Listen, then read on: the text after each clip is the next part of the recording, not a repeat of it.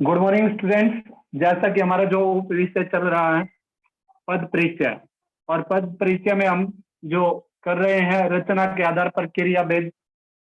ठीक है, तो रचना के आधार पर क्रिया के भेद कितने बताए थे मैंने आपको? मैंने बताया आपके 7। कितने बताए हैं? 7 के रचना के आधार पर जो क्रिया कितने प्रकार की होती है? 7 प्रकार की होती है। ठीक है, सबसे पहले जो 7 में सबसे पहले आएगा आपका सामान्य क्रिया। पहली कौन सी होती है? सामान्य क्रिया। ठीक है, दूसरा दूसरा आएगा आपका संयुक्त क्रिया। दूसरा क्या आएगा? संयुक्त क्रिया। ठीक है भाई। और तीसरा आएगा आपका पूर्वकालिक क्रिया। पूर्वकालिक क्रिया, पूर्वकालिक क्रिया। चौथा भेद है प्रेरणार्थक क्रिया। चौथा भेद कौन सा है? प्रेरणार्थक क्रिया। ठीक है, पांचवा भेद है नाम धातु क्रिया। नाम धातु क्रिया। ठीक है, नाम धातु क्रिया। छठा जो भेद है, छठा भेद जाएगा आपका कृदंत क्रिया। कौन सा जाएगा? कृदंत क्रिया। सातवां भेद है आपका रंजक क्रिया। रंजक क्रिया, इसे सहायक क्रिया भी बोलते हैं। इसे क्या कहते हैं? सहायक क्रिया। ठीक है, और इसको नाम धातु को नामिक क्रिया भी बोलते हैं। नामिक क्रिया। ठीक है भाई। अब देखिए, ये रचना या संरचना के आधार पर जो क्रिया के भेद हैं, ये 7 भेद होते हैं। पहला सामान्य क्रिया, दूसरा संयुक्त क्रिया, तीसरी पूर्वकालिक क्रिया, चौथा प्रेरणार्थक क्रिया, पांचवी नाम धातु, छठा कृदंत और सातवां रंजक या सहायक क्रिया। अब सामान्य क्रिया क्या होती है? सामान्य क्रिया किसे कहते हैं? यानी कि वाक्य में जब एक ही क्रिया का प्रयोग किया जाता है उसे सामान्य क्रिया कहते हैं। कहने का मतलब यही है कि वाक्य में जब एक क्रिया प्रयोग होगी, एक ही क्रिया प्रयोग होगी, उसे हम क्या कहते हैं? सामान्य क्रिया कहते हैं। जैसे उदाहरण के तौर पर वह आया, वह आया, वह आया, राम गया, राम गया, मोहन रोया, मोहन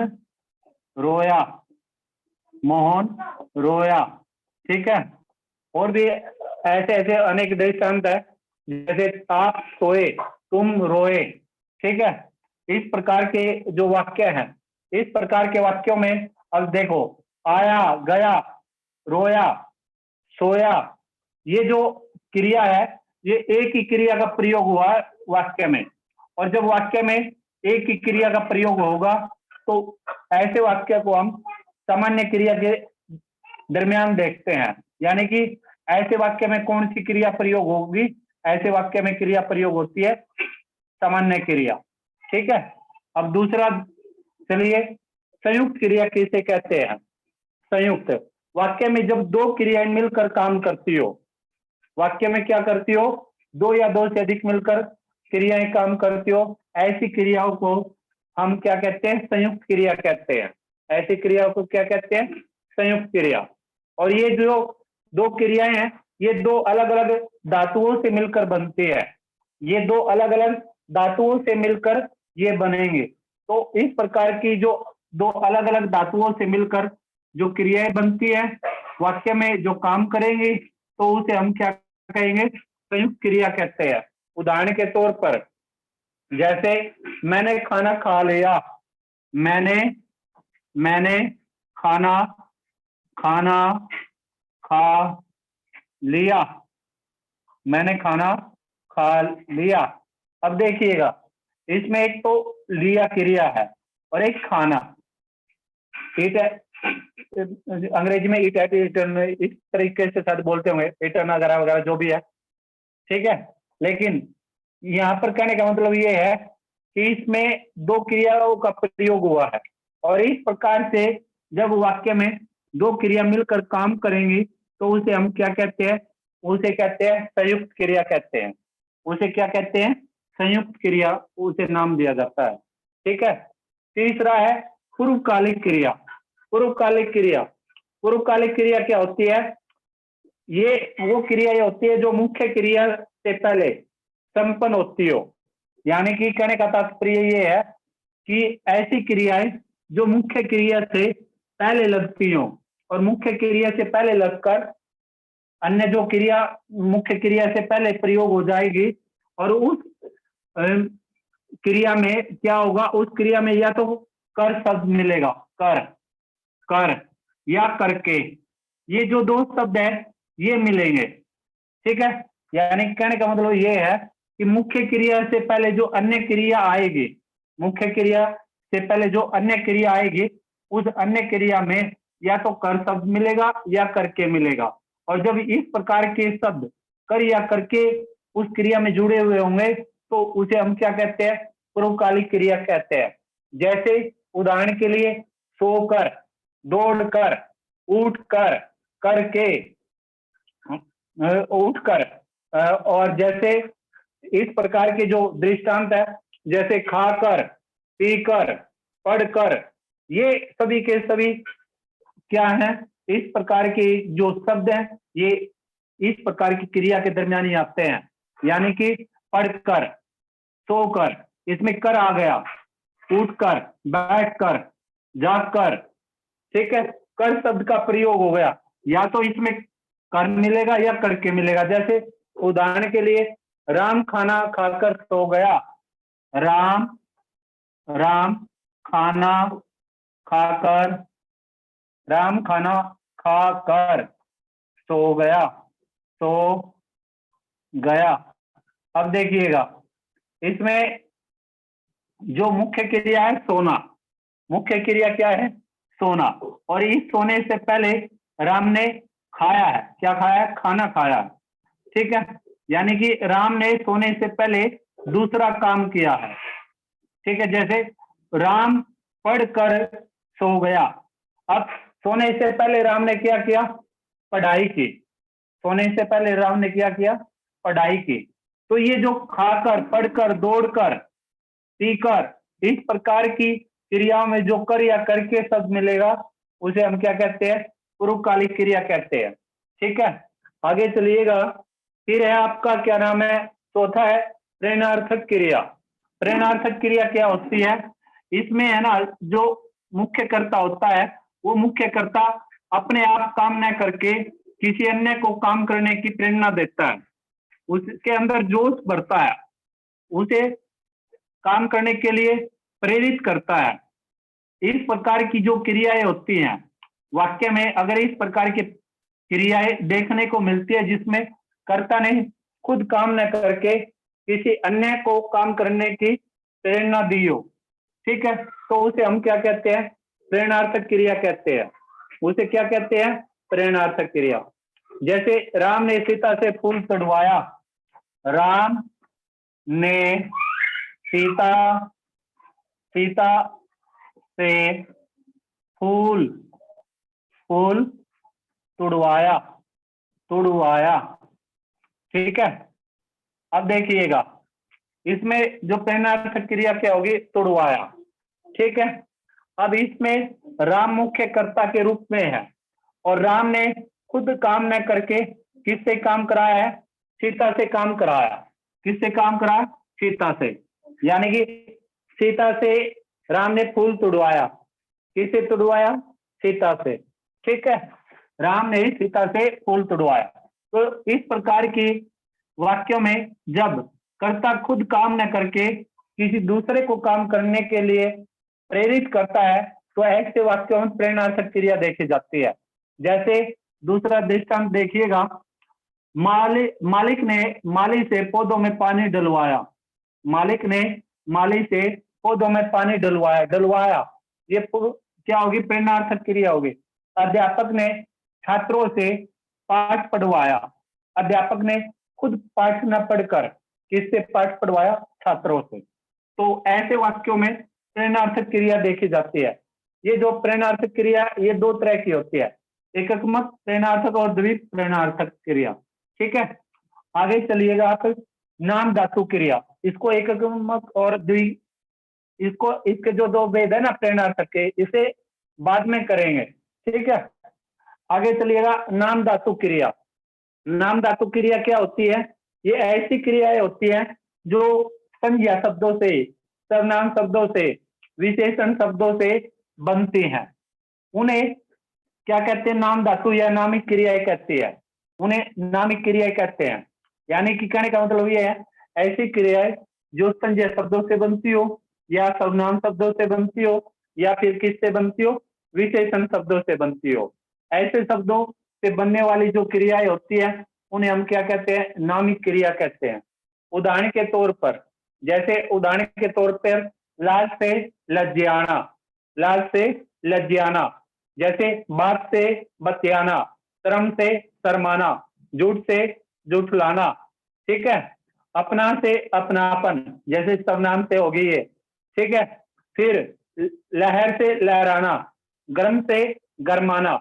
जैसे उदाहरण के तौर पर देखें तो जैसे उदाहरण है, कुछ लोग चौपाल में बतिया रहे थे। कुछ लोग, कुछ लोग चौपाल में बतिया रहे थे, चौपाल में बतिया रहे थे, यानी कुछ लोग चौपाल में बातें कर रहे थे। ठीक है, बतिया रहे थे। ये जो बतियाना है ये नामिक क्रिया है, ये जो बतियाना है ये क्या होगी? नामिक क्रिया है। और इस प्रकार की क्रियाएं या तो नाउन वर्ड से बनेगी, या प्रोनाउन से बनेगी, या जो आपका एडजेक्टिव है उससे बनेगी। ठीक है, फिर है पांचवा, छठा है आपका कृदंत क्रिया। कृदंत क्रिया क्या होती है? ये ऐसी क्रियाएं होती हैं जो किससे बनती हैं? जो प्रत्यय लगने से बनती हो, प्रत्यय लगने से बनती हो, ऐसी क्रियाओं को हम कृदंत क्रिया कहते हैं। यानी कहने का मतलब ये है कि जो क्रियाएं प्रत्ययों से बनती हैं, यानी कि जिन क्रियाओं का निर्माण प्रत्ययों से होता हो, ऐसी क्रियाओं को हम कृदंत क्रिया कहते हैं। ठीक है, अब जैसे एक और बात है इसमें, अब क्रिया का जो मूल रूप है, मूल रूप को धातु कहते हैं, और उस मूल रूप में जब प्रत्यय लग जाएगा उसे वो कृदंत क्रिया बन जाएगी। अब उदाहरण के लिए जैसे पढ़, पढ़, जो पढ़ है, पढ़ शब्द है, ये मूल धातु के रूप में प्रयोग हुआ है। पढ़ से क्या, इसमें अगर ता प्रत्यय जोड़ देंगे तो क्या बन जाएगा? पढ़ता। ठीक है, लिख, लिख है, लिख, लिख मूल शब्द है, इस मूल शब्द में अगर ना प्रत्यय जोड़ देंगे तो क्या बन जाएगा? लिखना। ठीक है, ऐसे ही अगर लिख में अगर आई प्रत्यय जोड़ दे, आई प्रत्यय जोड़ देते हैं तो क्या बन जाता है? लिखाई। क्या बन जाएगा? लिखाई। ठीक है, कहने का मतलब ये है, जो क्रियाएं, जिन जो मुख्य जो क्रियाएं हैं जिनका मूल रूप है, और उस क्रिया का जो मूल रूप है, और उस मूल रूप में जब प्रत्यय प्रत्यय को जोड़ दिया जाता है, प्रत्यय के जुड़ने के बाद वो क्या बन जाती है? ऐसी क्रियाएं कृदंत क्रियाएं बन जाती है। ठीक है, अंतिम आपका रंजक क्रिया किसे कहते हैं? रंजक। अब जो रंजक क्रिया है, रंजक का मतलब होता है रंग भरने का काम करना, यानी कि ऐसी क्रियाएं जो अपना अर्थ खोकर क्या कर देती है? मुख्य क्रिया में जुड़ने का काम करती हो, यानी कि मुख्य क्रिया की ताकत को और भी ज्यादा बढ़ाने का काम करती हो। ऐसी क्रियाओं को हम क्या कहते हैं? रंजक क्रिया कहते हैं। ठीक है, इस रंजक क्रिया को सहायक क्रिया भी कहा जाता है। जैसे अंग्रेजी में नहीं करते हम टेंसों में helping verb, is, am, are, was, were, shall, will. ठीक है, करते हैं ना? तो इसमें था है, थे है, थी है, इस प्रकार की जो ये क्रियाएं होती है, ये रंजक क्रियाएं होती है। ये किसके साथ जुड़ जाती है? मुख्य क्रिया के साथ जुड़कर क्या हो जाती है? उस मुख्य क्रिया में ताकत बढ़ने का काम करती है ये क्रियाएं। ऐसी क्रियाओं को क्या कहते हैं? ऐसी क्रियाओं को रंजक क्रियाएं कहते हैं। ऐसी क्रियाओं को रंजक क्रियाएं कहते हैं। ठीक है, तो ये जो रचना के आधार पर क्रिया भेद थे, ये सातों के सातों मैंने आपको बता दिए। अब इसमें रंजक का एक दृष्टांत शेष है रंजक का, जैसे उसने फल खा लिया है। उसने उसने फल उसने फल खा लिया है। उसने फल खा लिया है। अब ये जो है शब्द है, ये सहायक क्रिया या रंजक क्रिया के रूप में है। ये सहायक क्रिया या रंजक क्रिया के रूप में प्रयोग हुआ है। इससे पहले जो मुख्य क्रिया है वो क्या है? लिया। वो क्या है? लिया। ठीक है, तो ये है, था, थे, थी, ये जो इस प्रकार के जो शब्द होंगे, जो वो किसके रूप में होंगे? वो होंगे रंजक क्रिया या सहायक क्रिया के रूप में। ठीक है, अब आगे चलते हम। आगे है अविकारी। अविकारी में अविकारी है क्या, इसकी परिभाषा तो हम कर चुके हैं। ठीक है, इसके भेद कितने हैं? अविकारी के मैंने आपको पहले भी कितने भेद बताए थे? 5 भेद बताए थे। पहला भेद क्या बताया था? क्रिया विशेषण। पहला भेद कौन सा बताया था? क्रिया विशेषण। दूसरा भेद क्या है? दूसरा जो भेद है इसका विस्मयादि बोधक। तीसरा संबंध बोधक। चौथा समुच्चय बोधक। और पांचवा आपका है निपात। पांचवा क्या है? निपात। ठीक है, तो अब करेंगे हम जो अविकारी है। अविकारी के आधार पर जो पद परिचय बताए जाते हैं, ये जो बातें कर रहे हैं हम, रचना के आधार पर ये क्रिया 7 प्रकार की है, या फिर अविकारी के 5 भेद है, विकारी के 4 भेद है। ये एक एक बातें क्यों कर रहे हैं? ये इसीलिए क्योंकि ये देखो सामान्य जानकारी है। ये सामान्य जानकारी के तौर पर आपको ये सभी कुछ बताया जा रहा, क्योंकि ये चीज जब तक हमें समझ नहीं आएगी तब तक हम पद परिचय नहीं कर पाएंगे। पहले पद परिचय को जानने से पहले हमें इन सभी की परिभाषा जाननी होगी। ठीक है, इसके बाद ही हम क्या करेंगे? इसके बाद ही अच्छे से पद परिचय कर सकते हैं। अब बात आ जाती है अविकारी की। अविकारी अविकारी का मतलब क्या है? अविकारी का जिसमें लिंग वचन काल कारक के अनुसार कोई परिवर्तन ना होता हो, उसे क्या कहते हैं? अविकारी कहते हैं। जिन शब्दों में लिंग वचन काल कारक के अनुसार कोई भी परिवर्तन ना हो। अब पहला क्या है? क्रिया विशेषण। पहला जो भेद है इसका 5 भेद है इसके। पहला हो गया क्रिया विशेषण। दूसरा हो गया संबंध बोधक। दूसरा कौन सा हो गया? संबंध। ठीक है, तीसरा हो गया आपका समुच्चय बोधक। तीसरा भेद कौन सा हो गया? समुच्चय। ठीक है, और चौथा हो गया विस्तार बोधक। क्या हो गया? विस्मयादि बोधक।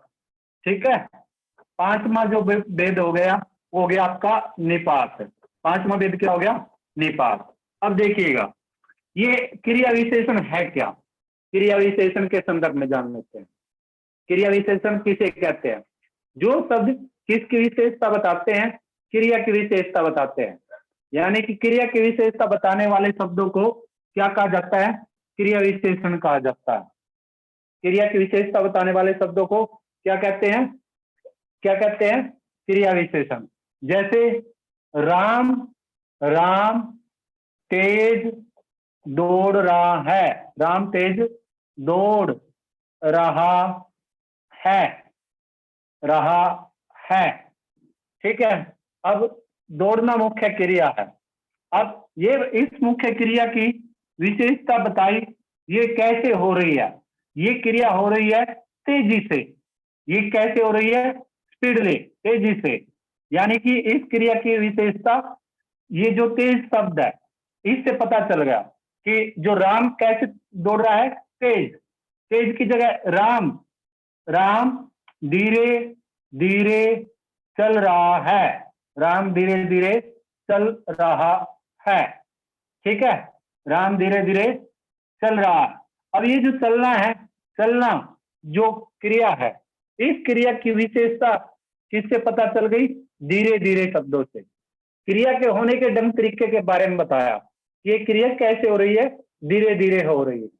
ठीक है, तो इस प्रकार के जो शब्द है, इस प्रकार के शब्द जो वाक्य में प्रयोग होंगे और वाक्य में प्रयोग होने पर वो क्या करेंगे? क्रिया की विशेषता के बारे में बताएंगे कि क्रिया, या तो क्रिया के समय के बारे में बताएंगे, क्रिया इस समय हुई है, या उसके स्थान का बोध कराएंगे, या उसके परिमाण का बोध कराएंगे। ठीक है, या फिर उसके रीति का बोध कराएंगे, उसके ढंग तरीके का बोध कराएंगे। और इस प्रकार से जो बोध कराने वाले शब्द है क्रिया की संदर्भ में, ऐसे शब्दों को हम किसके रूप में लेकर चलते हैं? क्रिया विशेषण के रूप में लेकर चलते हैं। ठीक है, अब बात आती है ये जो क्रिया विशेषण है, ये क्रिया विशेषण कितने प्रकार का होता है? ये जो क्रिया विशेषण है इसके 4 भेद होते हैं। कितने भेद हैं? 4। पहला आपका कालवाचक क्रिया विशेषण। पहला क्या हो गया? कालवाचक क्रिया विशेषण। दूसरा हो गया आपका स्थानवाचक क्रिया विशेषण। ठीक है, स्थानवाचक। तीसरा हो गया आपका परिमाणवाचक क्रिया विशेषण। परिमाणवाचक क्रिया विशेषण। और चौथा हो गया आपका रीतिवाचक क्रिया विशेषण। रीतिवाचक क्रिया विशेषण। ये जो 4 भेद हैं ये किसके हैं? ये है क्रिया विशेषण के। आप इन चारों के संदर्भ में जान लीजिएगा। ये सबसे पहले कालवाचक क्रिया विशेषण। कालवाचक क्रिया विशेषण क्या होता है? जो शब्द क्रिया के होने के समय के बारे में बताएंगे, जो शब्द क्रिया के होने के समय के बारे में बताते हैं, ऐसे शब्दों को हम क्रिया विशेषण कहते हैं। यानी कि कहने का तात्पर्य ये है, जो शब्द होने वाले कार्य के समय का बोध कराएंगे उसे हम कालवाचक क्रिया विशेषण कहते हैं। उदाहरण के तौर पर जैसे परसों, सुबह, रात को, पहले, आज, कल। ठीक है, रात भर, रात तक, लगातार, सदैव, प्रतिदिन, बार बार, प्रतिपल, प्राय, अक्सर। ठीक है, इस प्रकार के जो शब्द होते हैं वो क्रिया के जो मुख्य क्रिया, उस मुख्य क्रिया से पहले लगकर वो क्या करेंगे? वो उसकी विशेषता बताएंगे। जैसे राम लगातार दौड़ रहा है। राम लगातार दौड़ रहा है। ठीक है, राम कंटिन्यूटी में दौड़ लगाने लग रहे हैं। राम क्या कर रहा है? लगातार दौड़ रहा है, कंटिन्यूटी में दौड़ लगा रहा है। ठीक है, इस प्रकार के जो शब्द होंगे वो क्या किस में जाएंगे? वो जाएंगे कालवाचक क्रिया विशेषण में। ठीक है, आगे आपका स्थानवाचक क्रिया विशेषण। ये जो शब्द होते हैं जब वाक्य में प्रयोग होंगे तो ये क्रिया के होने के स्थान के बारे में बताएंगे कि क्रिया कौन सी जगह हुई है, उसके स्थान के बोध कराएंगे। यानी कि ये क्रिया विशेषण क्रिया में होने वाले कार्य का स्थान बताते हैं कि क्रिया कौन सी जगह हुई, ऊपर हुई, नीचे हुई, दाएं हुई, बाएं हुई, आगे हुई, पीछे हुई। ठीक है, इस प्रकार के जो शब्द क्रिया के आगे लगकर जो मुख्य क्रिया वाक्य में जो प्रयोग हुई है उस मुख्य क्रिया के आगे लगकर इस प्रकार के शब्द क्या कराते हैं? उसके स्थान के बोध कराते हैं। जैसे उदाहरण के तौर पर यहाँ, वहां, जहां, तहां, कहां, बाहर, भीतर। ठीक है, इधर, उधर, दाएं, बाएं, इधर से उधर तक। जैसे राम इधर, राम इधर से जा रहा है, इधर से। ठीक है, ये जो है इधर से जाना मुख्य क्रिया है। और इस मुख्य क्रिया की क्या विशेषता बता दी कि राम इस जगह से गया है, राम दाएं से गया, राम बाएं से गया, राम ऊपर से गया, राम पीछे से गया, आगे से गया, किधर से गया है। और इस प्रकार के जो शब्द होंगे वो किसकी विशेषता बताएंगे? वो बताएंगे क्रिया के स्थान के संदर्भ में कि क्रिया किस जगह हो रही है, कौन सी, दाएं हुई, बाएं हुई, ऊपर हुई, नीचे हुई, ठीक है, आगे हुई, पीछे हुई। तो तीसरा है हमारा, तीसरा बेच जाएगा परिमाण में। परिमाण, परिमाणवाचक क्रिया विशेषण क्या होते हैं? देखिए, जिन क्रिया विशेषणों से होने वाले कार्य की मात्रा या उसके परिमाण का बोध होता हो उसे हम क्या कहते हैं? परिमाणवाचक क्रिया विशेषण कहते हैं। ठीक है, जैसे अधिक, बहुत, खूब, अत्यंत, थोड़ा सा, जरा सा, कम, तनिक, काफी, पर्याप्त, कितना, इतना, जितना, उतना, थोड़ा थोड़ा, बारी बारी से, इस प्रकार के जो शब्द वाक्य में प्रयोग होंगे वो किस में जाएंगे? वो जाएंगे परिमाणवाचक क्रिया विशेषण में। ठीक है भाई, अब आगे चलिएगा। जैसे उदाहरण के तौर पर बताऊं आपको, हिरन थोड़ा ही दौड़ सका। हिरन या राम, राम थोड़ा, राम थोड़ा ही दौड़ सका, थोड़ा ही दौड़, राम थोड़ा ही दौड़ सका। राम क्या हो सका? राम, राम ने क्या किया? थोड़ा ही दौड़ा।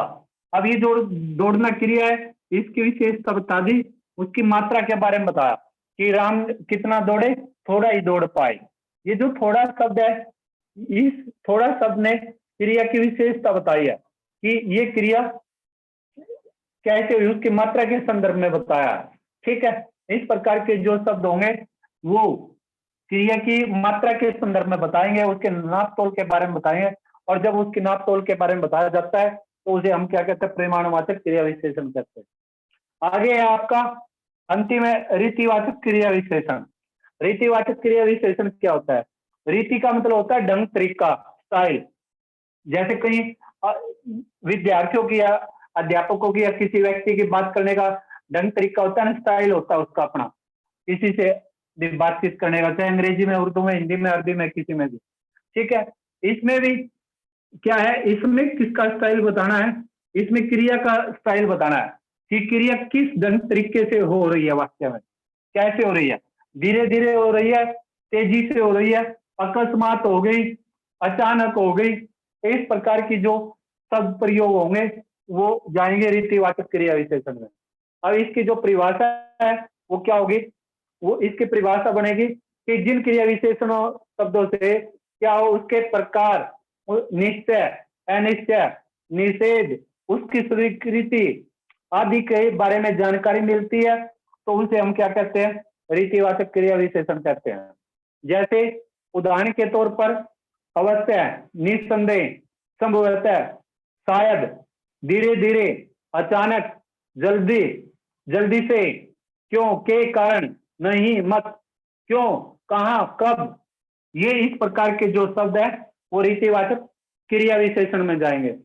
जैसे जैसे घोड़ा जल्दी जल्दी चल रहा है, घोड़ा, घोड़ा, या राम जल्दी जल्दी चल रहा है। घोड़े की जगह राम को ले लीजिएगा आप।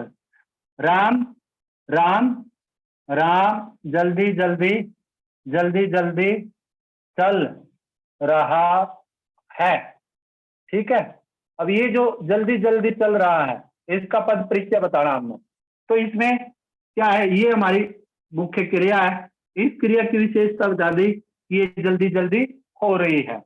उसके इस क्रिया के होने का ढंग तरीका बता दिया कि ये क्रिया कैसे हुई, जल्दी से हुई या आराम से हुई या तेजी से हुई या धीरे हुई, कैसे हो रही है। तो ऐसी क्रियाओं को हम क्या कहते हैं?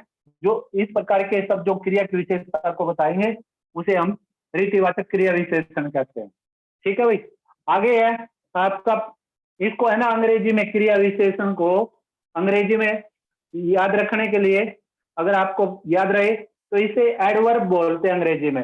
इसे क्रिया विशेषण को अंग्रेजी में क्या बोलते हैं? एडवर्ब। अब आगे है संबंध बोधक, जिसको अंग्रेजी में प्रेपोजिशन भी कहा जाता है। जिसे अंग्रेजी में क्या कहा जाता है? प्रेपोजिशन। अब इसमें क्या है? संबंध बोधक में वाक्य में जब संज्ञा शब्द होगा, एक संज्ञा शब्द दूसरे संज्ञा शब्द के साथ संबंध बताएगा, या एक संज्ञा शब्द दूसरे संज्ञा शब्द या सर्वनाम शब्द के साथ संबंध बताएगा। कहने का मतलब ये है वाक्य में पहले या तो नाउन वर्ड आएगा या प्रोनाउन वर्ड आएगा, और उसके बाद भी वाक्य में दूसरा क्या होगा, या तो नाउन वर्ड होगा या प्रोनाउन वर्ड होगा। तो इस प्रकार से एक नाउन वर्ड का दूसरे नाउन या प्रोनाउन वर्ड से, या एक प्रोनाउन का दूसरे नाउन या प्रोनाउन वर्ड से रिलेशन प्रकट किया जाएगा, उसे ही हम क्या कहते हैं। और वो रिलेशन किससे होगा, वो रिलेशन होगा ये जो कुछ जो शब्द है, जैसे के बिना, के बाहर, के पीछे, के आगे, के पास, की ओर, के मारे, ठीक है। अधिकांश जो संबंध प्रकट किया जाता है वो होता है के उपसर्ग से, के कार्य से, के से, रे से। ये जो कार्य चिन्ह होते हैं, इन कार्य चिन्हों से अधिकांश क्या होता है, संबंध प्रकट होता है। जैसे उदाहरण के तौर पर चले, डर के मारे मेरा पसीना छूट रहा है। डर के मारे, डर के मारे मेरा पसीना छूट रहा है। डर के मारे मेरा पसीना छूट रहा है, ठीक है। अब देखिएगा, अब इसमें जो ये शब्द आ गया के मारे, ठीक है। अब इसमें ये जो है के मारे, यानी कि ये जो आपका आ गया डर और मेरा पसीना, यानी कि इनका आपस में एक दूसरे के साथ संबंध प्रकट हो गया। यहाँ पर नाउन प्रोनाउन वर्ड का जब प्रयोग हो जाएगा, या तो इधर भी नाउन वर्ड होगा, इधर भी नाउन होगा, इधर प्रोनाउन होगा तो इधर नाउन भी हो सकता है, प्रोनाउन भी हो सकता है, इधर प्रोनाउन वर्ड हो सकता है तो इधर नाउन या प्रोनाउन में से कुछ भी हो सकता है।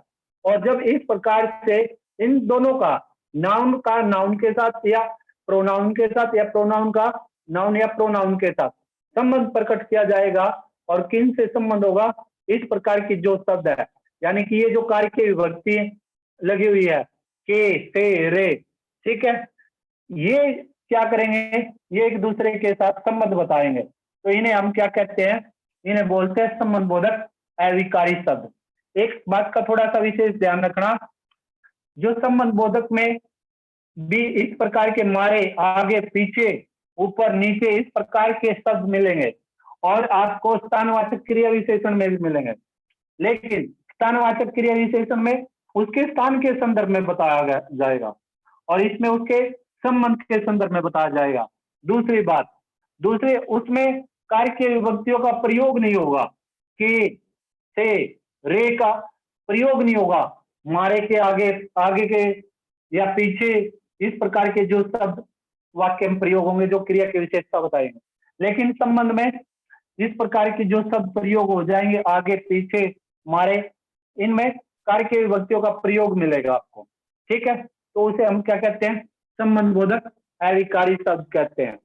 और एग्जाम्पल देख सकते हो आप, जैसे वह छत के ऊपर चढ़ गया, वह छत के ऊपर चढ़ गया, ठीक है। तीसरा एग्जाम्पल, वह स्कूल के बाहर खड़ा है। किधर खड़ा है वो, स्कूल के बाहर। इसमें जो अर्थ की दृष्टि से देखे ना, अर्थ की दृष्टि से ये जो संबंध बोधक होता है, ये 12 प्रकार का होता है। कितने प्रकार का, 12 प्रकार का। पहला दिशा बोधक, दिशा बोधक में कौन कौन से शब्द आएंगे, के इस पार, की ओर, के पार, की तरफ। संबंध बोधक में के समेत, के संग, के साथ। तुलना बोधक में की अपेक्षा, की तुलना में, के आगे। समानता बोधक में की तरह, के बराबर, के समान, के जैसा। काल बोधक में के बीच, के पश्चात, के आगे, के पीछे। विनिमय बोधक में के बदले, की जगह। विरोध बोधक में के खिलाफ, के प्रतिकूल, के विपरीत। साधन बोधक में के सहारे, के द्वारा। फिर बोधक में के हेतु, की खाते। विषय बोधक में के विषय, के नाम। स्थान के अंदर, के बाहर, के भीतर, के सामने, के ऊपर, के नीचे। फिर संग्रह बोधक में भर, तक, सहित, पर्याप्त। इस प्रकार से ये जो संबंध बोधक होता है, ये कितने प्रकार का होता है, ये 12 प्रकार का होता है। अब एक थोड़ा सा एक अंतर बता दूं मैं आपको, क्रिया विशेषण और संबंध बोधक में। अब राम ऊपर चढ़ गया, राम ऊपर चढ़ गया, राम ऊपर चढ़ गया, चढ़ गया। अब मुख्य क्रिया चढ़ना, और ये मुख्य क्रिया क्या है? चढ़ना। और इस क्रिया की विशेषता ऊपर शब्द ने बता दी। किसने बता दी? ऊपर ने। यानी कि ये जो क्रिया हो रही है, ये क्रिया ऊपर हो रही है, उसके स्थान के बारे में बता दिया कि क्रिया ऊपर हो रही है, नीचे हो रही है, उसके स्थान के बारे में बता दिया। तो इस वाक्य में कौन सी क्रिया होगी? इस अगर ऊपर का पद परिचय पूछा गया तो इसमें कौन सा भेद जाएगा? इसमें जाएगा क्रिया विशेषण, यानी कि स्थानवाचक क्रिया विशेषण। अब दूसरा एग्जाम्पल है, राम दीवार के ऊपर चढ़ गया। राम दीवार, दीवार के ऊपर, राम दीवार के ऊपर चढ़ गया। ठीक है। अब इसमें क्या है? इसमें दो रिलेशन बता दिए राम और दीवार का। राम और दीवार का रिलेशन बता दिया। मैंने आपको पहले बता दा, एक नाउन का दूसरे नाउन या प्रोनाउन के साथ, एक प्रोनाउन का दूसरे नाउन या प्रोनाउन के साथ संबंध प्रकट किया जाएगा। तो ऐसे वाक्यों को हम क्या कहते हैं? ऐसे वाक्यों को हम किसमें देखते हैं? संबंध बोधक में देखते हैं। अब तो इस तरह से इसमें क्या है? जो चढ़ क्रिया है, ये जो चढ़ क्रिया है, इसके संबंध, इसका जो ये मुख्य क्रिया है, और इस मुख्य क्रिया का जो की विशेषता बताइए, किसने बताई? के ऊपर ये जो कार्य के विभक्ति प्रयोग होगी। अब ऊपर तो इसमें भी है, ऊपर इसमें भी है, लेकिन इसमें दूसरा कोई नाउन या प्रोनाउन वर्ड तो नहीं आया। ठीक है, एक दूसरे के साथ संबंध तो नहीं बता, न इसमें कार्य के विभक्ति का प्रयोग हुआ। लेकिन यहाँ पर क्या हो गया? राम और दीवार का रिलेशन बता दिया। राम और दीवार का क्या बता दिया? रिलेशन बता दिया। इस तरह से जब एक नाउन का दूसरे नाउन या प्रोनाउन के साथ क्या बताया जाए? रिलेशन बताया जाता है, तो उसे हम क्या कहते हैं? संबंधबोधक अविकारी शब्द कहते हैं। अब इसमें कार्य की विभक्ति भी प्रयोग हो गई, ऊपर शब्द इसमें भी है, ऊपर इसमें भी है। तो ये जो अंतर है, यही अंतर हमें इसमें देखना होता है। चलो आगे है समुच्चय बोधक। इसको हम अंग्रेजी में इसको कंजक्शन भी बोलते हैं, यानी कहने का मतलब है parsing of conjunction, parsing of conjunction. ठीक है। अब ये जो कंजक्शन है, ये कंजक्शन क्या है? पहले तो इसके परिभाषा समझ लीजिएगा। ठीक है। जो शब्द एक उपवाक्य पद या पदबंध का संबंध दूसरे उपवाक्य पदों या पदबंधों से जोड़ते हैं, उसे हम क्या कहते हैं? उसे बोलते हैं समुच्चय बोधक। यानी कि कहने, ये तो आपकी वास्तविक परिभाषा है, लेकिन इसकी अगर सामान्य परिभाषा लंबे समय तक आपको याद रखनी है तो क्या याद रखोगे? यानी कि जिन ये जो हमारे योजक शब्द होते हैं, जो योजक शब्द होते हैं, वो योजक शब्द वाक्य में क्या करते हैं? दो वाक्यों को, दो शब्दों को या दो पदबंधों को आपस में जोड़ने का या अलग करने का जब काम करते हैं, उन्हें हम क्या कहते हैं? समुच्चय बोधक बोलते हैं। अंग्रेजी में इसे कंजक्शन बोला जाता है। जैसे उदाहरण के तौर पर इसलिए है, किंतु है, परंतु है, और है, या है, फिर है, अथवा है, कि है, तो है। ठीक है। लेकिन है, अन्यथा है। इस प्रकार के जो शब्द है, ये सभी के सभी किस में आते हैं? ये सभी के सभी आते हैं समुच्चय बोधक अविकारी में। ठीक है भाई। अब उदाहरण के लिए, जैसे उदाहरण के तौर पे मैंने आपको बताया भी है, और अगर और उदाहरण आप इसमें देखना चाहते हो समुच्चय बोधक में, जैसे वह मैं स्कूल नहीं गया इसलिए पढ़ नहीं पाया। मैं स्कूल नहीं गया इसलिए पढ़ नहीं पाया। मैं स्कूल नहीं गया, मैं स्कूल नहीं गया इसलिए पढ़ नहीं पाया, इसलिए पढ़ नहीं पाया। ठीक है। अब ये देखो, ये दो वाक्य, पढ़ नहीं पाया। ठीक है। ये दो, एक वाक्य ये हो गया, एक मैं स्कूल नहीं गया और एक पढ़ नहीं पाया। ये दो वाक्य है। इन दो वाक्यों को जोड़ने का काम किसने किया? इसलिए ने किया। ये जो इसलिए शब्द है, ये वाक्य में किसका काम करता है? ये वाक्य में दो वाक्यों को या दो पदबंधों को या दो शब्दों को या दो शब्दांशों को जोड़ने का काम करता है। ये जोड़ने का काम करता है। और इस प्रकार से जब ये इस प्रकार के जो शब्द होते हैं, जब दो वाक्यों या जो दो पदबंधों या दो वाक्यांशों को जोड़ने का काम करते हो तो उन्हें हम क्या कहते हैं? उन्हें हम कहते हैं समुच्चय बोधक अविकारी शब्द। दूसरा एग्जाम्पल साधारण था, राम स्कूल में जाता है, राम स्कूल में जाता है और मोहन मोहन खेत में काम करता है। राम स्कूल में जाता है और मोहन खेत में काम करता है। ठीक है, अब देखो जो राम स्कूल में जाता है, एक तो ये वाक्य हो गया। दूसरा, मोहन क्या करता है? मोहन किधर जाता है? मोहन खेत में जाता है। एक ये वाक्य हो गया। ठीक है, इस प्रकार के जो वाक्य होंगे वो क्या होंगे? और जो शब्द आ गया ना, और शब्द ने इस प्रकार के वाक्यों को, दोनों वाक्यों को जोड़ने का काम किया है। ठीक है, जैसे आगे है, मान लो अदिति ने गाना गाया, अदिति ने गाना गाया और अदिति ने गाना गाया और तन्नू ने उसे सुना। अदिति ने गाना गाया और तन्नू ने उसे सुना। और जो शब्द है, अब ये एक अदिति ने गाना गाया ये वाक्य हो गया, और दूसरा तन्नू ने उसे, जो गाना किसने गाया है? अदिति ने गाया और तन्नू उसे सुन रही है। यानी कि इन दोनों को जोड़ने का काम किसने किया? और शब्द ने।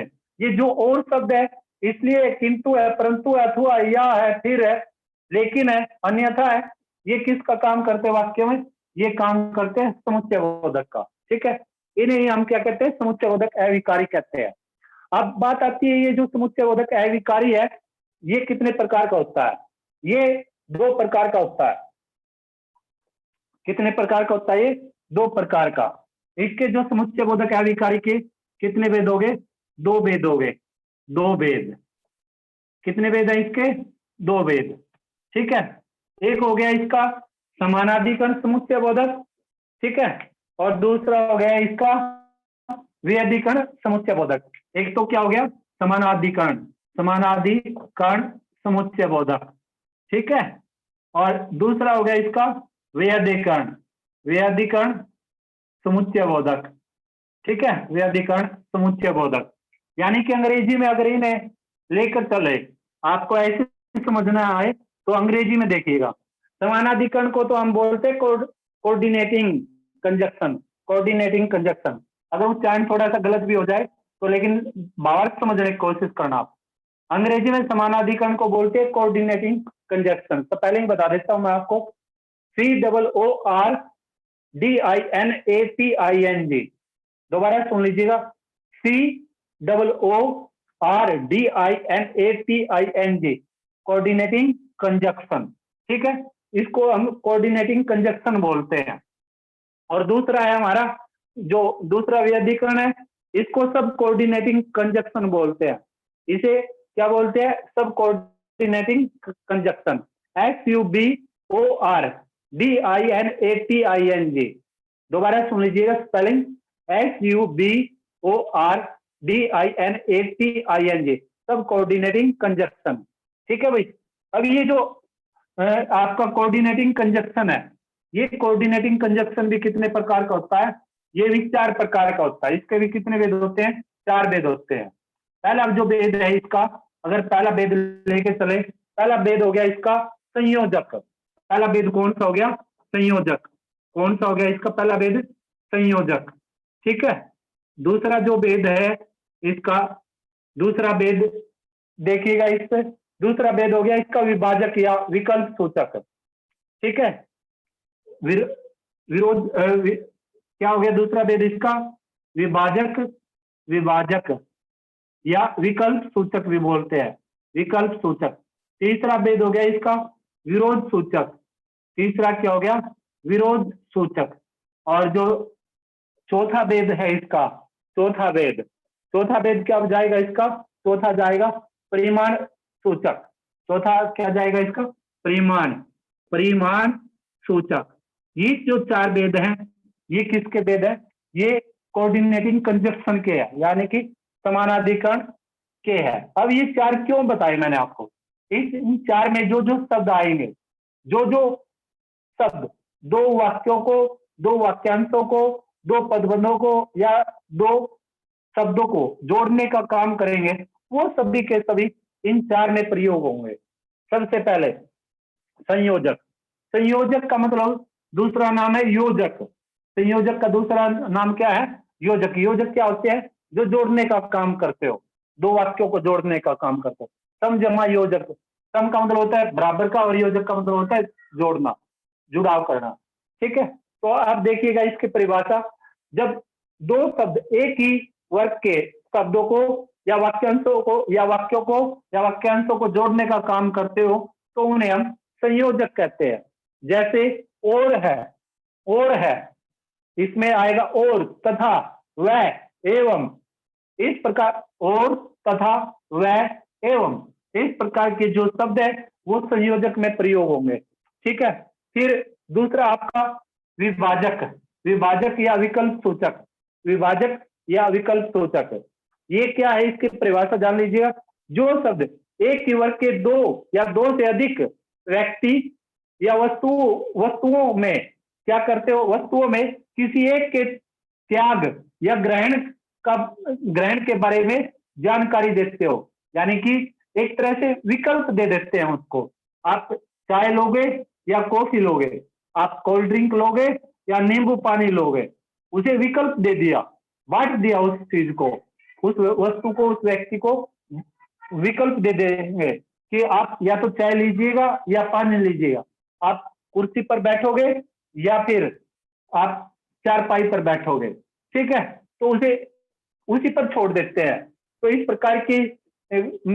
प्रकार के वाक्यों में जो वाक्यों को जोड़ने का काम करते हैं विभाजक या विकल्प सूचक जो शब्द होते हैं, वो देखिए कौन कौन से होते हैं।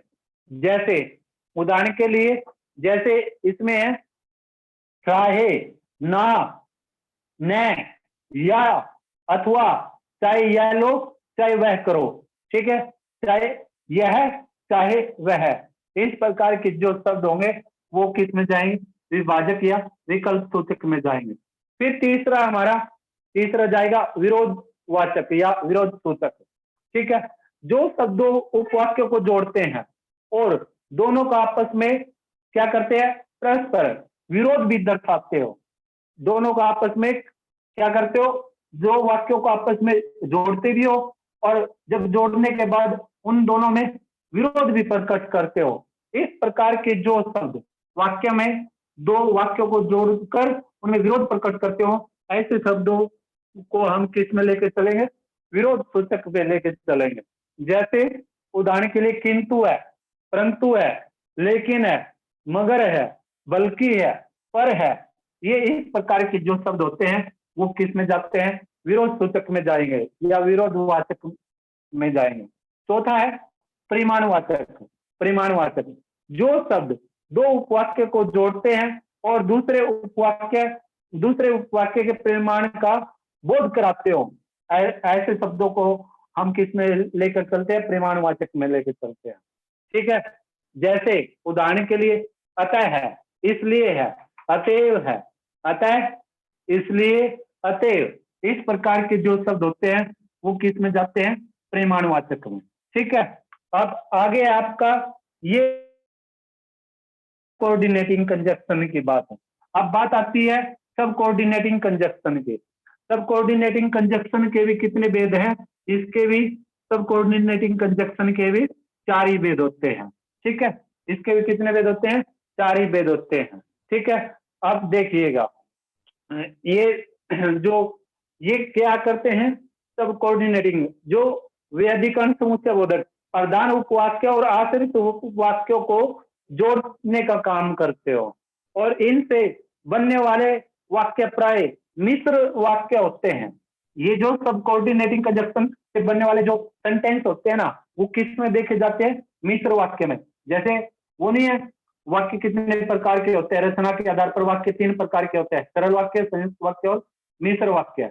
ठीक है, तो इस प्रकार के जो वाक्य होते हैं वो किस में देखे जाते हैं? मिश्र वाक्य में देखे जाते हैं। इसके भी कितने भेद होते हैं? इसके 4 भेद हैं।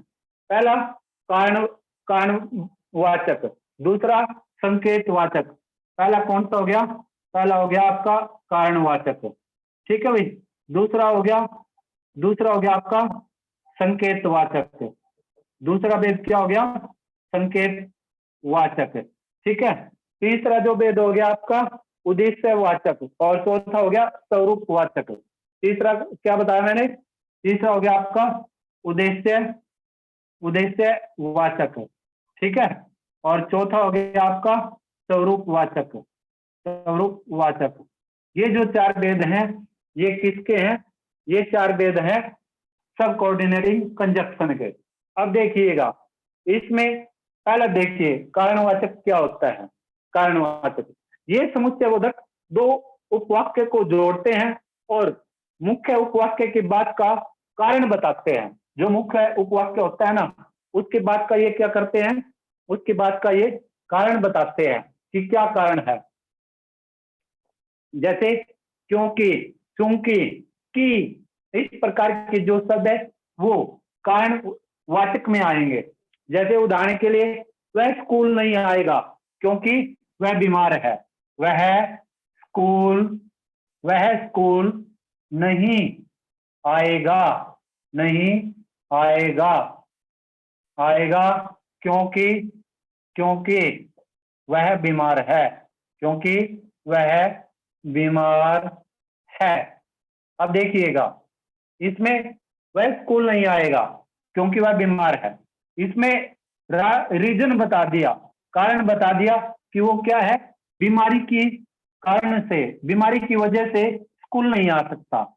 और क्योंकि ये जो शब्द है ये कारण का प्रतीक है। ये किसका प्रतीक है? कारण का प्रतीक है। ठीक है। अब आगे चलिएगा। आगे आपका संकेतवाचक। ये समुच्चयबोधक शर्त या संकेत संबंधी होते हैं। ये जो समुच्चयबोधक शब्द होते हैं ये क्या होते हैं? ये होते हैं शर्त संबंधी या संकेत संबंधी होते हैं। ठीक है। जैसे यदि, तो, यद्यपि, तथापि, इस प्रकार के जो शब्द होते हैं ये क्या होते हैं? या तो शर्त बताई जाएगी, शर्त, या उसमें संकेत बताया जाएगा। यदि तुम मेहनत करोगे, यदि, देखिए उदाहरण देखिएगा इसका, यदि तुम परिश्रम, यदि तुम परिश्रम करोगे तो पास हो जाओगे, जाओगे। ठीक है। यदि और तो ये क्या करते हैं? ये संकेत प्रकट करते हैं। ठीक है। इस प्रकार के वाक्यों में ये जो शब्द होंगे या तो संकेत बताएंगे या शर्त बताएंगे।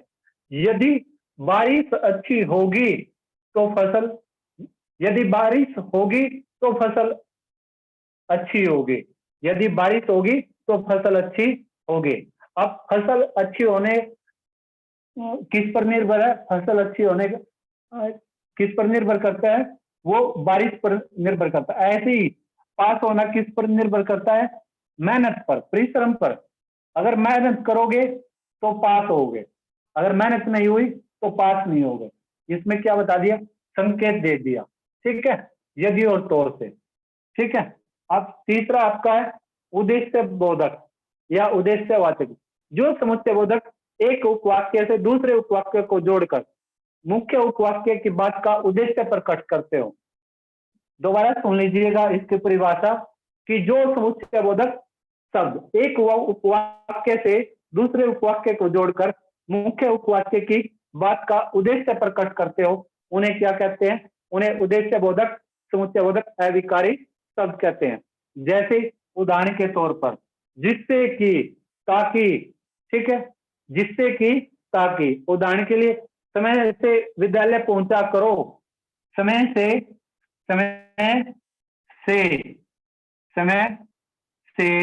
स्कूल पहुंचा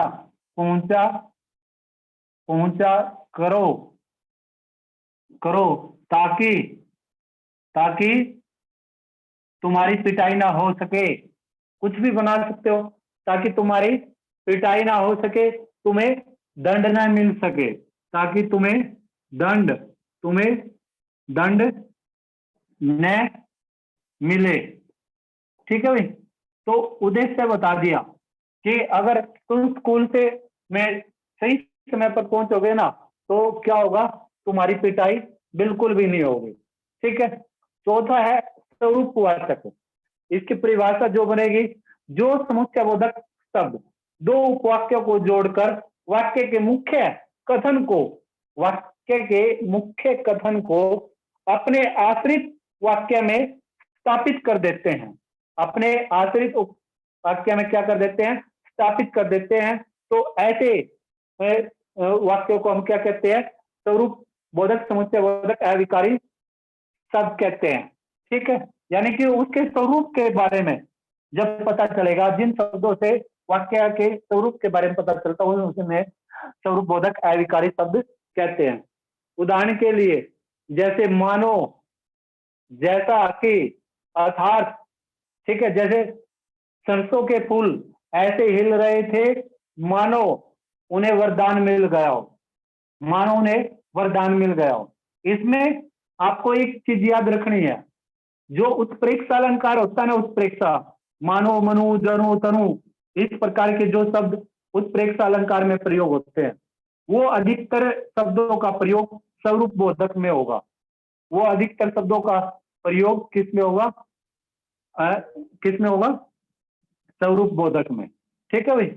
ये थी आपकी किससे संबंधित बातें, समुच्चय बोधक से संबंधित बातें। ठीक है। अब इसमें समुच्चय बोधक से संबंधित कुछ बातें याद रखने योग्य भी है, जैसे उनके भेद, संयोजक, विभाजक, विरोध सूचक, परिमाणवाचक, कारणवाचक, स्वरूपवाचक, उद्देश्यवाचक और संकेतवाचक का। इन सभी का में क्या करना होगा, अच्छे से इनकी परिभाषा के बारे में पता होना चाहिए। इनके जो नियम है, स्वरूप बोधक में कौन से शब्द आते हैं, संकेत में कौन से आते हैं, उद्देश्य में कौन से आते हैं, ये सभी के सभी हमें क्या करना होगा, इनको याद करना होगा, या फिर अपने पास अच्छे से इनकी लिख कर रखने होंगे, इनका अभ्यास करना होगा। ठीक है। और इस तरह से आगे है। अब बाकी उदाहरण देने की आवश्यकता तो है ही नहीं इसकी। आगे चलिएगा आप, विस्मयादि बोधक। विस्मयादि बोधक यानी कि पार्सिंग ऑफ इंटरजक्शन। विस्मयादि बोधक को अंग्रेजी में क्या कहते हैं, इंटरजक्शन बोलते हैं। इसे अंग्रेजी में क्या बोलते हैं, इंटरजक्शन। और ये तो बहुत ही आसान सा है, इसमें तो आपको पता है ऐसे शब्द प्रयोग होंगे जिनके पीछे विस्मयादि बोधक चिन्ह का प्रयोग मिलेगा।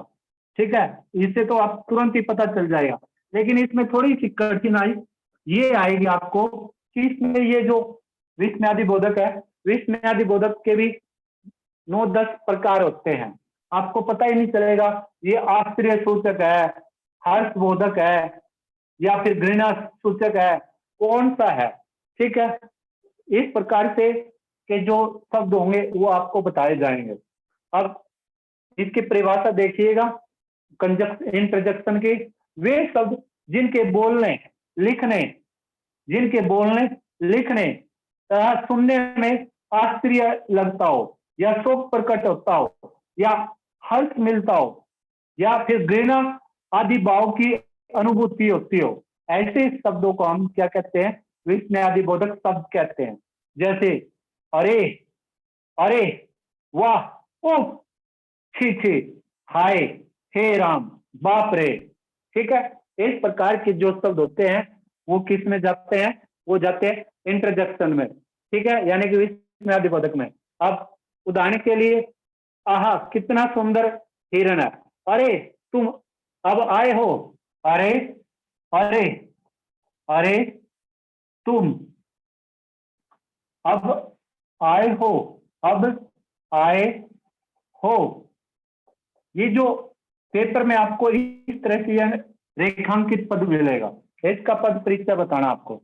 अगर मान लीजिएगा आपको विस्मयादि बोधक का वेद, इसके प्रभेद के बारे में नहीं पता है कि ये जो शब्द है कौन से प्रभेद में जाएगा, तो आप क्या कर सकते हो, आप सीधे ये लिख देना, विस्मयादि बोधक अविकारी शब्द। ठीक है। ये क्या कर दोगे आप, इसमें सीधा आप क्या लिख दोगे, विस्मयादि बोधक अविकारी शब्द। और एग्जाम्पल देखिए, जैसे छी छी, यहाँ पर कितनी गंदगी है, वाह कितना सुंदर, कितना सुंदर चित्र बनाया है, ठीक है। अच्छा, तो यह तुम्हारा काम है, हाय राम दर्द से सिर फटा जा रहा है, ठीक है। बाप रे बाप, इतने सारे नोट, या बाप रे बाप इतना लंबा सांप, बाप रे बाप इतना लंबा सांप, ठीक है। शाबाश, तुमने तो आज कमाल कर दिया, शाबाश तुमने तो आज क्या कर दिया, कमाल कर दिया। इस प्रकार के जो शब्द होंगे वो किस में देखे जाएंगे, वो देखे जाएंगे आपके किसमें, विस्मयादिबोधक अविकारी शब्द में, ठीक है। आगे इसको और ज्यादा गहराई से करने की तो आवश्यकता है ही नहीं। ये आप अगर 7वीं या 8वीं कक्षा की जो व्याकरण की किताब है ना, उसमें इसके 10 दिए हुए हैं, उन 10 के संदर्भ में आप उसमें से पढ़ लेना, लिखवाने के बताने की आवश्यकता नहीं है इसमें। फिर अंतिम आपका निपात है। अंतिम क्या है, निपात। देखिए इसका मुझे पता नहीं अंग्रेजी में इसे क्या कहते हैं, आप देख लेना गूगल पे, या आप अपने माइंड से इसे सर्च करके देख लेना अंग्रेजी में इसे क्या कहते हैं, ठीक है। तो निपात, निपात क्या होते हैं, ये निपात अविकारी शब्द होते हैं, और जो किसी वाक्य के पद या पदबंध के बाद लगकर उसके अर्थ में अतिरिक्त बल देते हो, यानी कि कहने का मतलब ये है, एक्स्ट्रा एक्स्ट्रा क्या कर देते हैं, एक्स्ट्रा पावर भर देते हैं, ये एक्स्ट्रा पावर भरने का काम करते हैं। जैसे मान लीजिए उदाहरण दे आपको, राम राम खेत में काम करेगा, राम खेत में, राम कल, राम खेत में काम करेगा, इतना ही देख लीजिएगा, खेत में काम करेगा।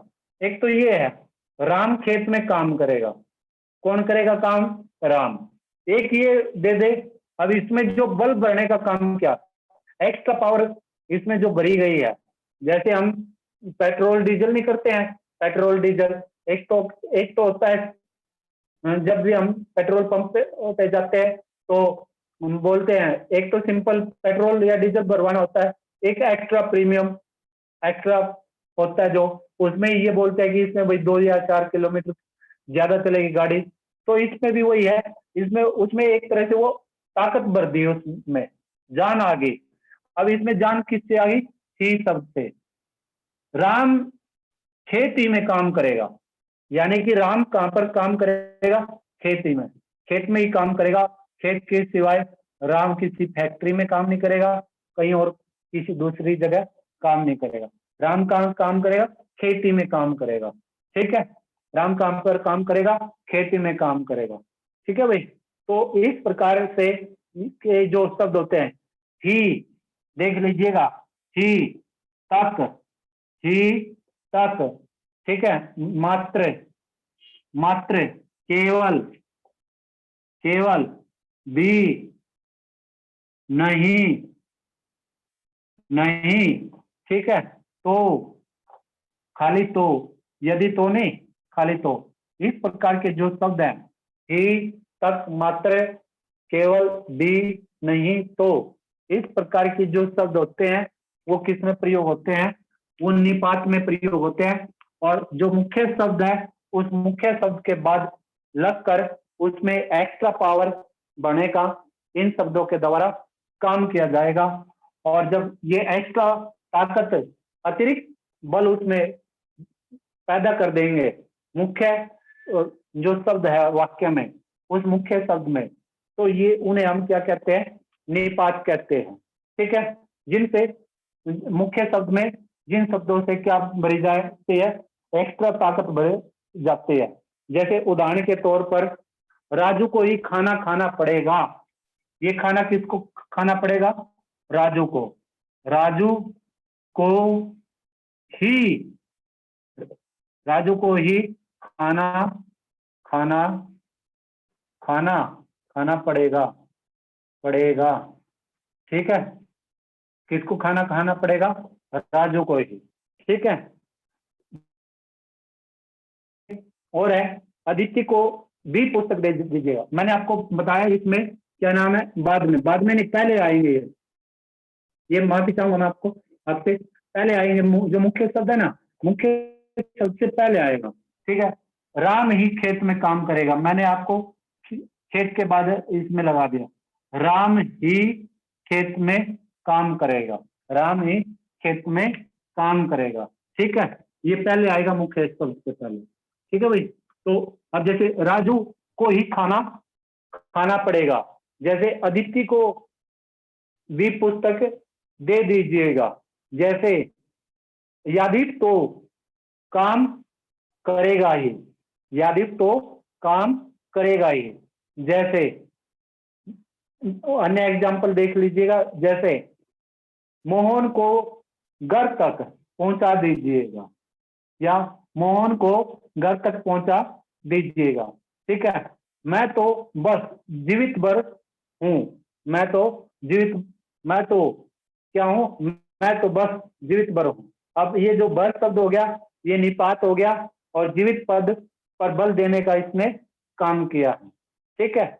ये आपके इसमें जो पद परिचय है, ये पद परिचय आपके समाप्त हो गए। अब इसमें आप इसके अच्छे से अभ्यास करना, एक बार पुनः देख लेते हैं पद परिचय क्या है, उसके परिभाषा क्या है, उसके अलग अलग नाम क्या है, ठीक है, कौन कौन से उसके भेद है, एक बार पुनः देखिएगा। पद परिचय, जैसे व्यक्ति अपना खुद का परिचय देता है, अपने संदर्भ में बताता है, ऐसे ही जब शब्द व्याकरण के नियमों में बन जाते हैं तो उनका भी व्यक्ति की भांति ही परिचय होता है कि वो शब्द व्याकरण के कौन से नियम से बंधा हुआ है, ठीक है। और जब उसको के नियमों को बताया जाता है, बारीकी से खोलकर उसके संदर्भ में बताया जाता है, तो उसे ही पद परिचय कहते हैं। इसे वाक्य विन्यास भी बोलते हैं, पद विन्यास भी बोलते हैं, वाक्य विवरण भी बोला जाता है, पद निर्देश भी बोला जाता है। इसके दो भेद होते हैं। अगर चले सीधे से इसके क्या नाम है, पद परिचय को अगर शब्द के अनुसार चले तो दो हैं, एक विकारी और दूसरा अविकारी। विकारी में के कितने भेद हैं, विकारी के 4 भेद है। विकारी क्या होता है, विकारी जिन शब्दों में लिंग वचन काल कारक के अनुसार परिवर्तन हो सकता है उन्हें विकारी कहते हैं, ठीक है। और जिन शब्दों में लिंग वचन काल कारक के अनुसार परिवर्तन नहीं होता उन्हें अविकारी कहते हैं। जैसे उदाहरण के लिए विकारी का, जैसे लड़का है, लड़का लड़के लड़कों भी हो सकता है, जैसे पढ़ से पढ़ना, पढ़ाई पढ़ाकू भी हो सकता है, लेकिन इनमें कोई परिवर्तन नहीं होता है। विकारी में ही भी तक मात्र, इसलिए किंतु परंतु तेजी से धीरे धीरे, ये जो इस पर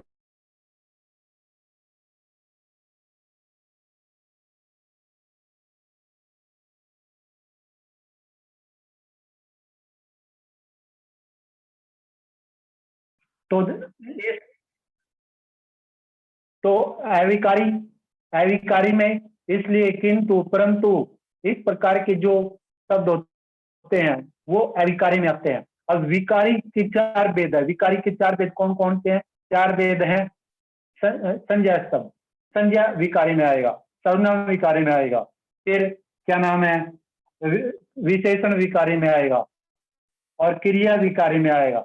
noun pronoun adject, noun pronoun adjective और वर्ब, ये 4 तो आएंगे विकारी में, और बाकी 4 किस में आएंगे, बाकी ये जो 5 आएंगे अविकारी में। 5 अविकारी में कौन कौन से, क्रिया विशेषण, संबंध बोधक, समुच्चय बोधक, विस्मयादि बोधक और निपात।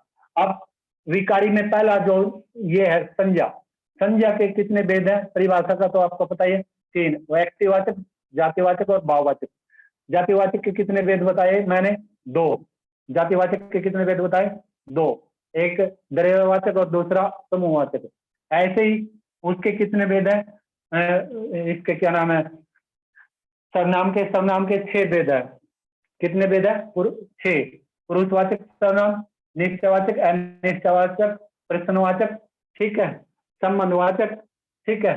तो इस तरह से, और निजवाचक, इस तरह से इसके 6 भेद है। पुरुषवाचक के कितने भेद होते हैं, 3, उत्तम पुरुष, मध्यम पुरुष और अन्य पुरुष। ऐसे ही विशेषण, विशेषण के कितने भेद होते हैं, विशेषण के भेद होते हैं 4। कितने भेद होते हैं? 4। गुणवाचक, संख्यावाचक, परिमाणवाचक और सार्वनामिक विशेषण। सार्वनामिक में क्या होता है? किसी वस्तु या पदार्थ के या स्थान की ओर संकेत किया जाता है, यानी कि नाउन वर्ड से पहले प्रोनाउन वर्ड यूज हो जाते हैं और वो प्रोनाउन वर्ड यूज होकर क्या करते हैं? किसी वस्तु व्यक्ति स्थान की ओर संकेत करते हैं। ठीक है, तो इसके जो संख्यावाचक है, संख्यावाचक के 2 भेद होते हैं, निश्चित संख्यावाचक और अनिश्चित संख्यावाचक। परिमाण के भी 2 भेद होते हैं, निश्चित परिमाण और अनिश्चित परिमाण।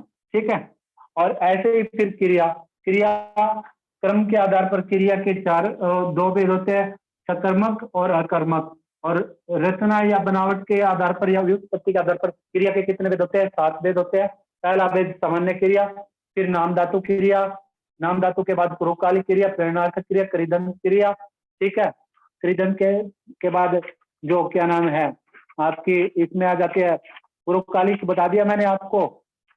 इस प्रकार से ये जो कहने का तात्पर्य ये है, इसमें कितने भेद होते हैं? क्रिया के में इसके 7 भेद होते हैं। कितने भेद होते हैं इसके? क्रिया के 7, रचना या बनावट के आधार पर। दोबारा पुनः सुन लीजिएगा अगर आपको फिर भी याद नहीं रहते हैं। सामान्य क्रिया, संयुक्त क्रिया, सामान्य क्रिया, संयुक्त क्रिया, रंजक क्रिया, रंजक को सहायक क्रिया भी कहा जाता है, और नाम धातु क्रिया या नामिक क्रिया, प्रेरणार्थक क्रिया, पूर्वकालिक क्रिया और क्रिदंत क्रिया। और फिर क्रिया विशेषण, जो सब क्रिया की विशेषता बताते हैं उन्हें क्रिया विशेषण कहते हैं। इसके 4 भेद है, पहला कालवाचक, दूसरा स्थानवाचक, तीसरा परिमाणवाचक और चौथा रीतिवाचक। फिर संबंधबोधक, संबंधबोधक के 12 भेद बताए मैंने। एक नाउन का दूसरे नाउन या प्रोनाउन वर्ड के साथ रिलेशन प्रकट किया जाता है, जिन शब्दों से एक पहले प्रोनाउन वर्ड का दूसरे प्रोनाउन या नाउन वर्ड से रिलेशन प्रकट किया जाता है, इसके 12 भेद बताए। फिर समुच्चय बोधक, समुच्चय बोधक के क्या होते हैं? जो जिन शब्दों से 2 वाक्य, 2 पदों या 2 शब्दांशों को जोड़ने का काम होता हो उन्हें समुच्चय बोधक कहते हैं। ठीक है, इसके 2 भेद बताए हैं। 2 भेद कौन कौन से बताए मैंने? एक कोऑर्डिनेटिंग कंजक्शन और दूसरा सब कोऑर्डिनेटिंग कंजक्शन। एक कोऑर्डिनेटिंग कंजक्शन और दूसरा सब कोऑर्डिनेटिंग कंजक्शन। ठीक है, अब इसके भी जो 4 भेद होते हैं, कोऑर्डिनेटिंग कंजक्शन के भी कितने भेद बताए मैंने? 4 भेद बताए हैं। कितने भेद बताए? 4। तो वो 4 कौन कौन से होते हैं? वो 4 इसके जो मैंने आपको बताए हैं, पहला संयोजक या योजक, दूसरा विभाजक या विकल्प सूचक, तीसरा विरोधवाचक, चौथा परिमाणवाचक। ठीक है, और व्यधिकरण के भी 4 भेद बताए हैं, कारणवाचक, संकेतवाचक, उद्देश्यवाचक और स्वरूप बोधक। ठीक है भाई, फिर आ गया विस्मयादि बोधक। विस्मयादि में क्या है? विस्मयादि जिन शब्दों से वो बोलते हुए या लिखते हुए या सुनते हुए आश्चर्य का बोध होता हो, या शोक का बोध होता हो, या हर्ष का बोध होता हो, या घृणा का बोध होता हो, यानी कि ऐसी भाव की अनुभूति हमारे अंदर से निकलती हो, तो उन्हें हम विस्मयादि बोधक कहते हैं। जैसे अरे वाह, उफ, छी छी। इसके मैंने 10 प्रकार आपको बताया। 8वीं कक्षा की व्याकरण की किताब से ये लिख लेना। फिर निपात है, निपात यानी कि जो मुख्य शब्द है उस मुख्य शब्द से पहले क्या होगा? उस मुख्य शब्द से पहले ये इस प्रकार के शब्द लगकर क्या हो जाएगा? उसमें अतिरिक्त बल पैदा करने की कोशिश की जाएगी इन शब्दों से, तो उन्हें हम क्या कहते हैं? निपात कहते हैं। तो अंग्रेजी में क्रिया विशेषण को एडवर्ब बोलते हैं। ठीक है, और जो आपका संबंध बोधक है, संबंध बोधक को प्रेपोजिशन बोलते हैं, और जो आपका समुच्चय बोधक है इसको कंजक्शन बोलते हैं, और जो आपका विस्मयादि बोधक है इसे इंटरजेक्शन कहते हैं। तो ये जो हमारा उप विषय चल रहा था इसकी होगी समाप्ति। तो अच्छे से इसे इसका अभ्यास करना,